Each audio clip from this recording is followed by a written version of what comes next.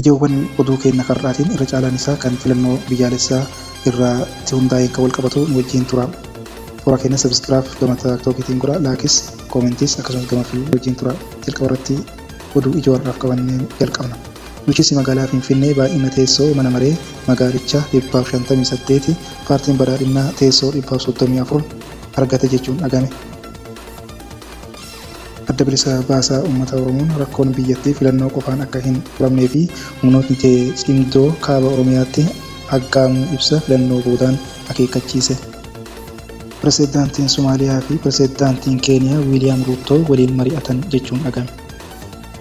Dhaabbileen Masrii fi gamtaan Emireetota Arabaa Yuunaayitid Arab Emireetii waliigaltee piroojeektii Kaayiroo haaraa doolaara biiliyoona 3.1 ol baasu waliif mallatteessan. Mariin waraana dhaabuu Yuunaayitid Isteetii fi Iraan gidduutti taasifamaa jiru adeemsa gaarii irra jiraachuu kanneen walitti araarsaa jiran dubbatan. Dhalataan Somaalii akkaawuntii miidiyaa hawaasaa 100 ol bane dhiirota musliimaa qaanessaa fi qoccolaa saalaa irraan gahaa ture hidhaa waggaa 16 adabame jira oduun BBC'n qabatee bahe. Kanneen amma dhageettan kun ijoo oduu guyyaa har'aatiif qabannee balballoomii oduu keenyaatti ceenaa nu wajjin tura.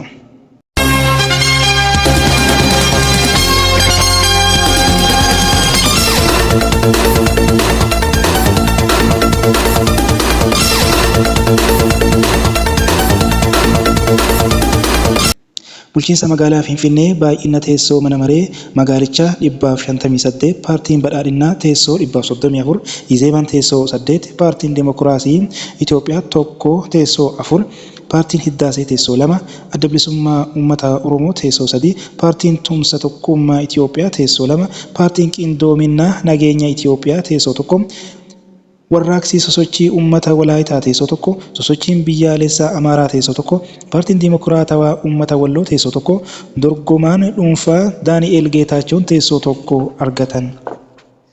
Akka boordiin filannoo biyyaalessaa jedhutti boordiin filannoo wayitaa sodaan nageenyaa fi muddamni siyaasaa hammaatee jirutti badhaadhinni injifachuu labse.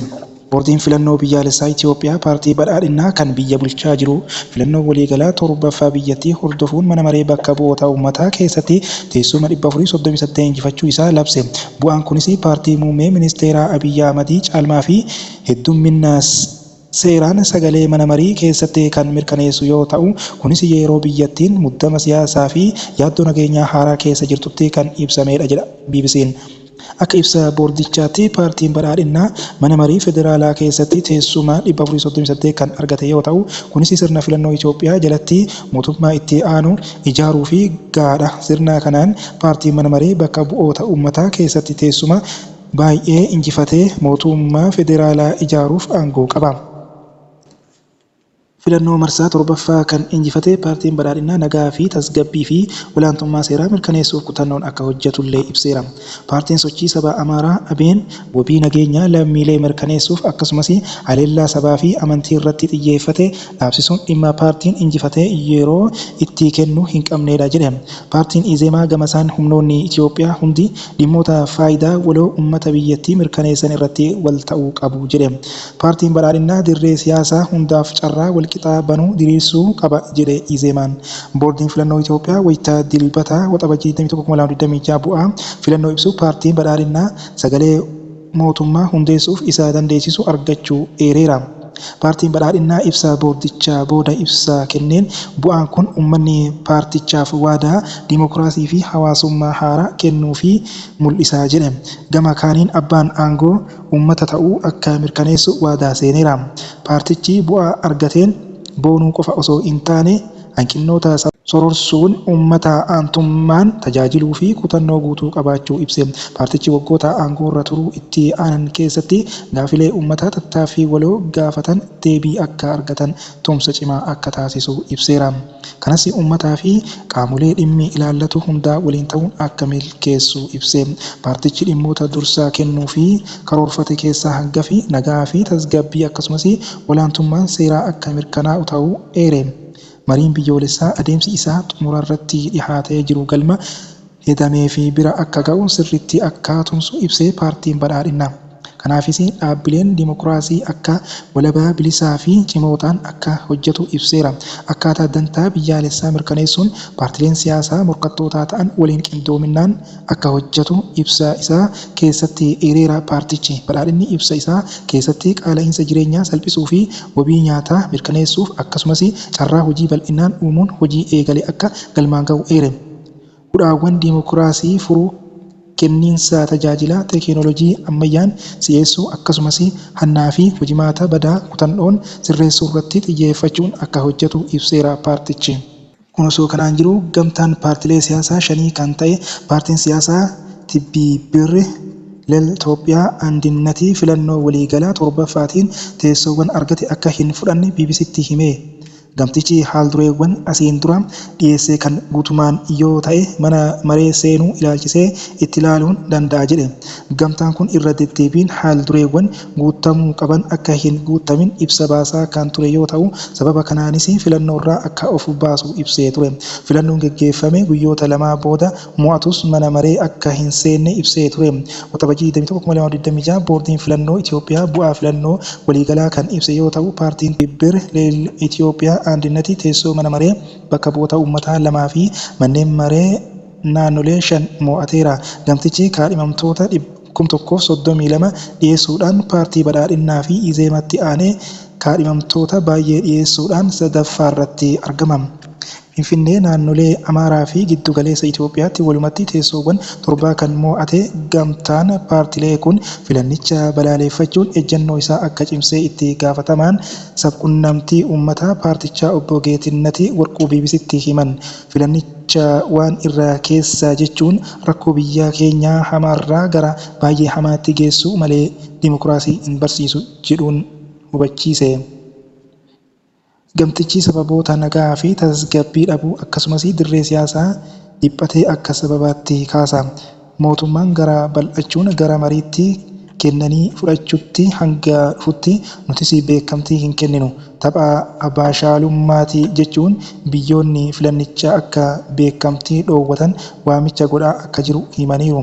Ejjennoon kun filannoon dura yoo jiraate maaliif hirmaattan jedhee gaafii BBC'n gaafateef obbo Geetinnati hirmaachuu isaaniif sababa kan ta'e waliin dubbiin sababa tureef jechuun garuu bal'inna isaa of qusataniiru.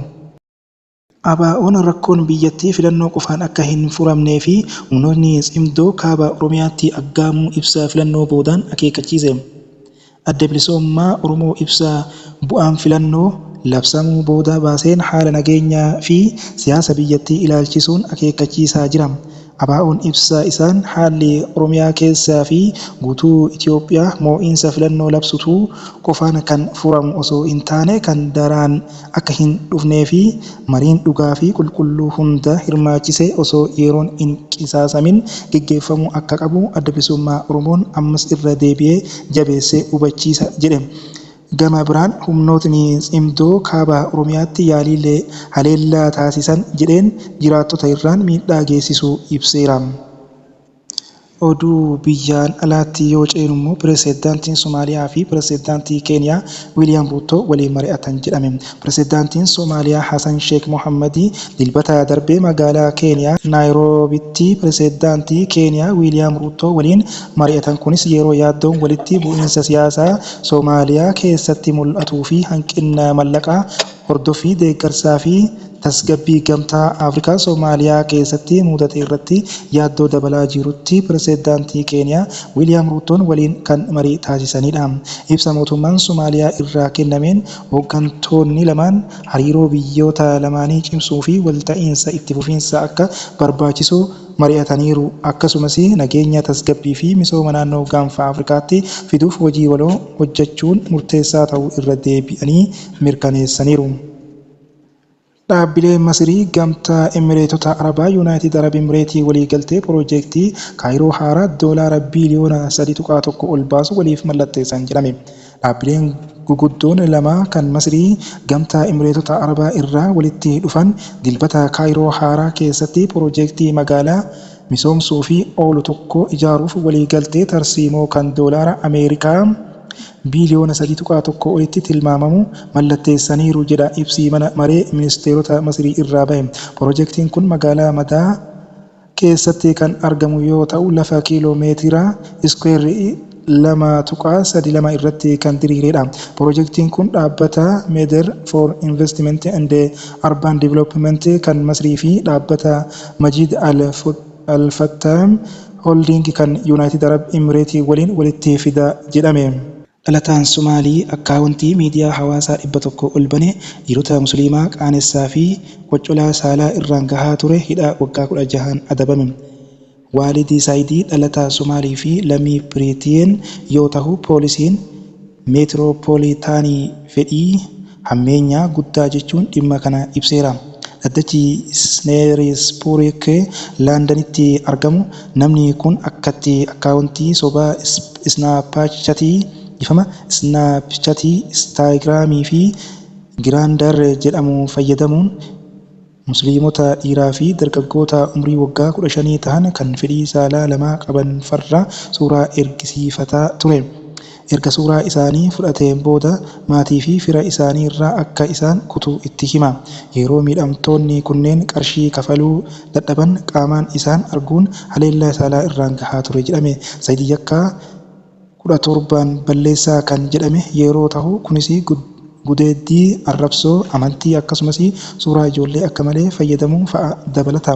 Bittootessa darbee Saayidii himannaa irratti dhiyaate keessaa 9 balleessaa tahuu amaneera. Kunis suuraa miidhamtoota qooduufis doorsisuu fa'a dabalata.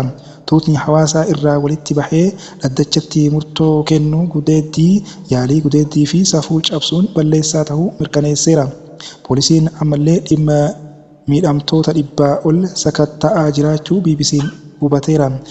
DC Piiter Kolingitaan nama qorannoo kana hoogganaa turan yoo ta'u namoonni miidhaa kanarraa haftan kallattiinan waamicha isinii dhiyeessaa jedhan.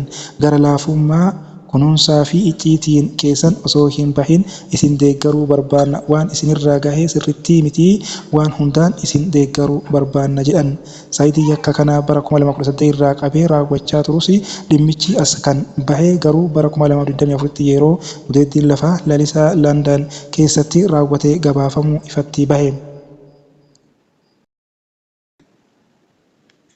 Daawwattootaa fi dhaggeeffattoota Ardii Miidiyaa Konnekshin oduuf odeeffannoon har'aaf qabanne kanuma. Warri toora keenya sabiskiraabiin godhin sabiskiraab godhaa, akkasumas laayik, koomentii, akkasumas toora peejiiwwan sooshaal miidiyaa kan akka taaktookii folaa godhaa, akkasumas feesbuukaa fi telegiraamaanis maatii keenya ta'a. Waan nu faana turtaniif galatooma.